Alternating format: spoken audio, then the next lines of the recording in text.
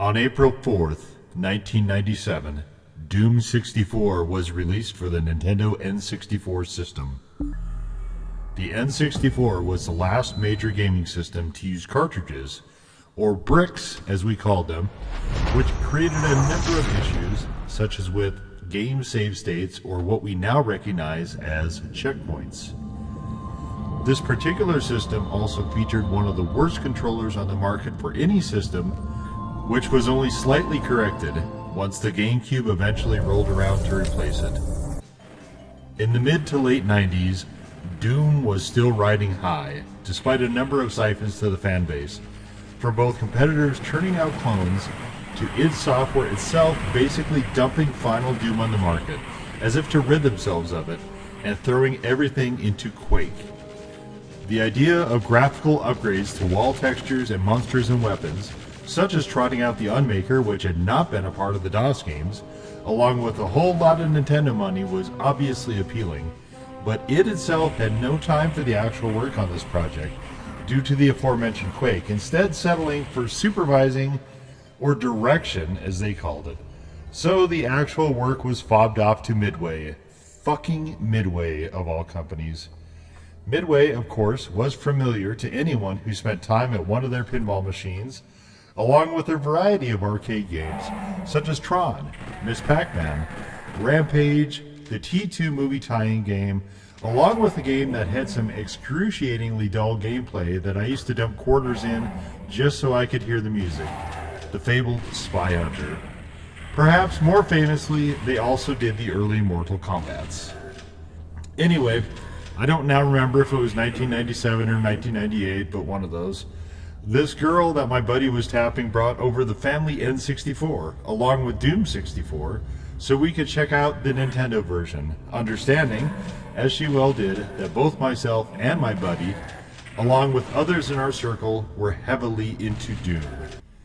That was nice of her, but the experience was horrific, from that awful fucking controller to a 16, count 'em, 16-digit password to start new levels. The early Dooms were not designed for consoles, and I don't believe it was even possible to play the games using a controller in the early days. This aspect did not really change for Doom 64.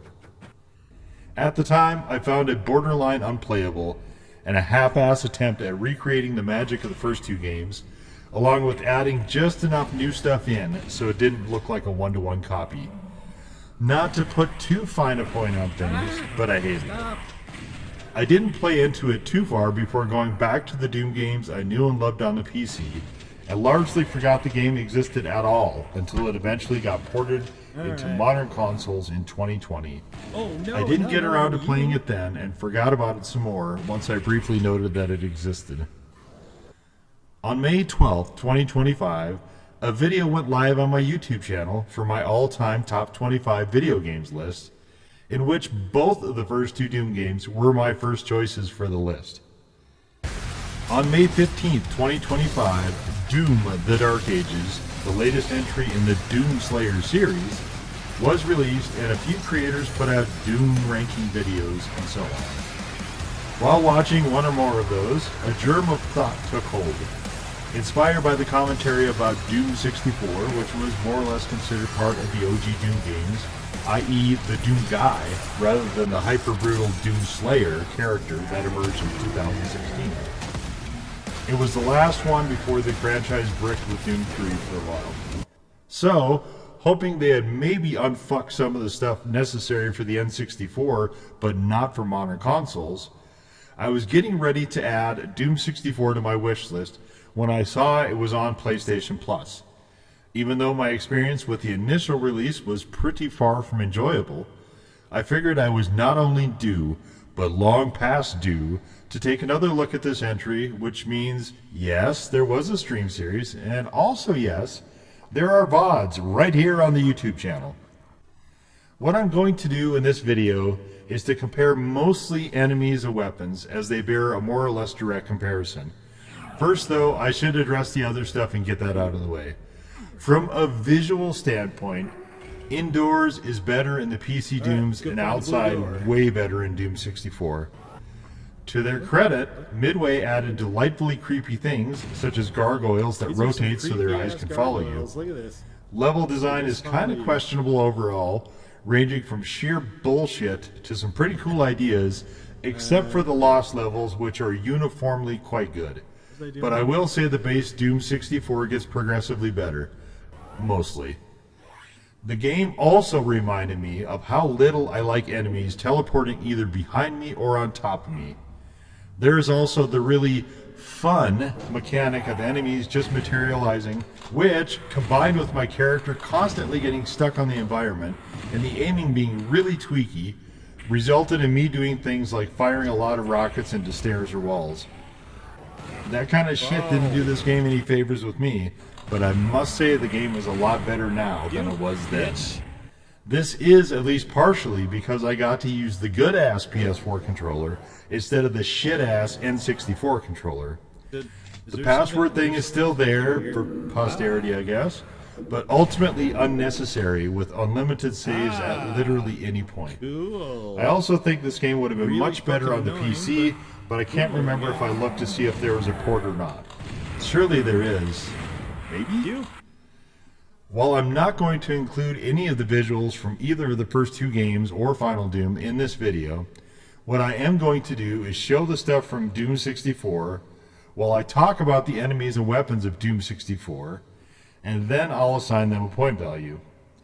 If I like the element better than the first two games, the enemies and weapons were the same for Final Doom, so I guess that also, it will get plus 1 point. If I like the element better in the PC Doom games, it will get 1 point deducted, and if I think the difference is negligible, there will not be a point at all for that element. I will have a board to keep tally. We start with the enemy types. There are 15 for Doom 64, 16 with a new enemy in the Lost levels, and 17 for the PC Dooms, 18 if you count John Romero's head on a pike. The humans or former humans are differentiated by weapon type, but I found little difference between the games for these characters, so we'll call this equal. There is no machine gunner in Doom 64, so we'll skip him. The next is the Imp. I love the Imp sprite of the PC Doom games, and that little brown fireball throwing spike shoulder having asshole is like a comfortable old frenemy. The Imps of Doom 64, including the Nightmare Imp, I liked a lot less. Nightmare Imps don't exist in the PC Dooms, so -1 for the regular Imps and +1 for the Nightmare Imps, which washes out. Up next are the Pinkies, or I guess Demons by their more proper names. While I think the Doom 64 versions are interesting, I greatly prefer the PC Dooms for this, so -1 to Doom 64. Spectres, which are those quasi-invisible fuckers, are the same kind of irritating in all the games, so no points there. Lost Souls, the bane of Civi, and one of the most annoying creatures in the series, are visually much better in Doom 64, as well as faster, and way more annoying to deal with. +1 for Doom 64 there. From here, we go to the bosses. The Kako Demon in the PC Dooms is great, and is raw ass in Doom 64, looking more like a PC Doom Pain Elemental. Easy -1 there. Next up are the Hell Knights and Hell Barons. I found these to be mostly the same between games. I did think giving the Barons different pants and different colored plasma balls or whatever those are was a good idea, but we'll call this a wash also. The Arachnotron and Spider Mastermind are both excellent in PC Doom. Only one of those exists in Doom 64, and it's a goofy version of the Arachnotron, so -1 there. The Mancubus is one of my least favorite characters from PC Doom, and I found him just foul. The Doom 64 version is slightly less that, so I'll be generous and give it +1 there. Getting to the Pain Elementals proper, I generally dislike the PC Doom version, but at least the fucking thing only puked out one skull at a time. Until it died, that is. It's way more the double-mouth Doom 64 version is tougher, grittier, and probably a better boss. Grudgingly, I give it +1. Now take your point and get the fuck out of my face. There are no Archviles, or Revenants, or disembodied heads of John Romero in Doom 64, so we can skip those, and go to the Mother Demon and the Sister Resurrector in the Lost levels, which only exist in Doom 64, and +2 there.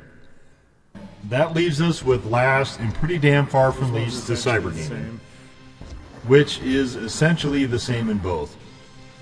That also leaves us with Doom 64 at +2 overall. However, in the interest of fairness, enemies that are specific to the games we're comparing here would need to be dropped out of consideration entirely, which brings the total to -1 for Doom 64. Time now for the weapons. There are 9 for the PC Dooms. Yes, I'm giving the first Doom all the weapons of Doom 2 and Final Doom to make comparison easy. And 10 for Doom 64. Again, I'm not including the Unmaker, as it is exclusive to Doom 64. Fists are basically the same, both regular and Berserk, despite some minor cosmetic differences, so that's a wash. The twin-bladed chainsaw in Doom 64 I thought was one of the goofiest things I'd ever seen. Functionally, the chainsaws are about the same, but the dual blade is silly and it just looks wrong to me. So -1 for that, although I do admit it is a bit ticky-tacky. The original PC Doom pistol was a Beretta 92, or an M9 if you prefer, one of my all-time favorites. But the Doom 64 pistol is a Desert Eagle, and who doesn't love them one of those? This category is a wash, as they visually and functionally seem about the same. In PC Doom, my main gun was a single-barrel shotgun, and I loved it dearly. It was good on ammo, fired pretty quickly, and did very decent damage, even at range. Then the Super Shotgun came along, and I only loved the single barrel more. Both shotguns in Doom 64 kinda suck, particularly in sound design for reloads, although the single barrel sucks a lot less. They didn't bother with the reload animation for the Super Shotgun, which makes it look off. -2 for Doom 64 in the shotgun category. Where they did improve things was the chain gun. The chain gun in the PC Dooms was kind of a piece of crap, though it did spit lead in a hurry. The chain gun in Doom 64 is an improvement in every way, so +1 there. For heavier weapons, the rocket launcher in PC Doom always struck me as very cool looking, and it was fun to watch the rockets fly out, and then to race them and try to frag yourself if you're me. The Doom 64 version is decidedly not that. It's both slower and appears to do less damage, which is not so much what you want in a rocket launcher. -1 for Doom 64 here. My second favorite weapon in the PC Dooms was the plasma rifle. Even if that thing would dump energy so fast, it had the potential to get out of hand and obscure stuff on the screen with blue flares. The plasma rifle in Doom 64 is okay. Fine even. But the PC Doom plasma rifle cemented my love for those games the second I acquired it and blew a bunch of imps into particles. -1 for Doom 64. This brings us around, finally, to the BFG. It functionally seems mostly the same for both games, but while it visually looks better in Doom 64, it also seems decidedly weaker. So, while I was going to give it to Doom 64 to correct the ticky-tack nod for the chainsaw, instead I've decided to just call this a wash. The BFG is not really a weapon I generally enjoyed using though, preferring to save the energy for the plasma rifle in the PC Dooms and for the plasma rifle and fully upgraded Unmaker in Doom 64. This brings Doom 64 to -4 overall, which I think reflects pretty well how disappointed I was with the weapons in the game. Though I will say the Unmaker was pretty goddamn awesome to use, especially fully upgraded. At the time of this writing, Doom 64 is at a 76 on Metacritic, one over the 75 that Warhammer 40k bolt gun, which I also did a streaming series and a video looking at the weapons on if you care to check that out. And I agree with both of those Metacritic assessments for the most part. I enjoyed Doom 64 more between that and Bolt Gun, and it was nice to tool around in a world substantially closer to the glory days of PC Doom, though never quite making it all the way there. On reflection, I would put it at roughly equivalent to Final Doom, which means I definitely did short sell this game for a good couple decades there, though my stance that it was abysmal on the N64 has not changed. I'm quite glad that it got ported to an actual decent console, though, again, I still think the game would be a lot better on PC as it seems to be designed for.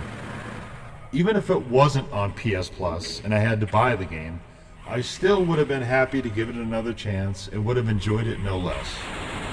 All in all, I had a pretty good time, like checking in with an old friend who's crazy, somewhat demented, and frequently ridiculous, but still a friend. Ultimately, as Boltgun also did, it really brings to mind how incredibly special the first two PC Dooms were, and how fortunate I was to be both around at the time and actively engaged in that incredible period of gaming. As always, thank you for watching.